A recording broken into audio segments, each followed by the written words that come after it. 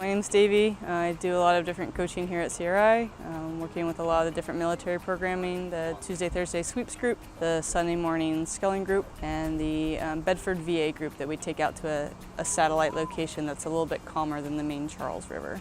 Came in with the military group this year, and there's a bunch of different programming, but the basic gist is that we take veterans or active duty members of the armed forces and invite them out to row, and we provide that complimentary here at CRI. They've served our country, and we're going to give back to them in the way we know best, which is sharing the sport of rowing.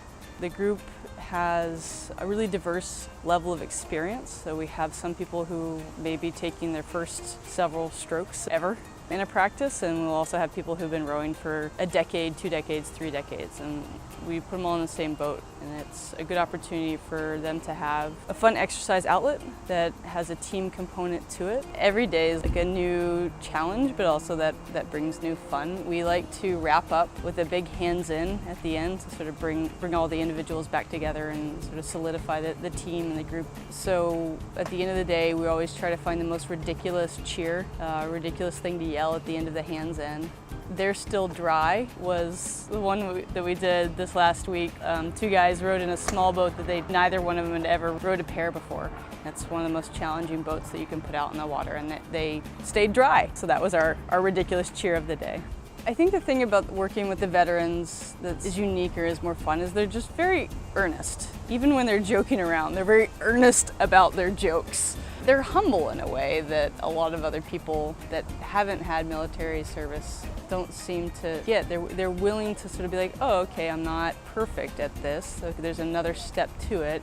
They're willing to be like, oh, okay, like that didn't work, I'll try something different. I'm willing to take instruction. So I think that's fun. They're earnest in learning, and they're earnest in their humor as well. One thing about the military group is that we have a pretty diverse group of people in there. I mean, it's men and women, and it's all age groups. One measure of diversity we look at is participation in different eras. So we have some old-timers from Vietnam. We also have some Afghanistan and Iraqi veterans. So it's a very large age group and diversity there. All sorts of different branches of the armed forces, different fitness backgrounds, current fitness backgrounds. The group really has to work hard as a group to set aside individual differences and come together as a team and work together well.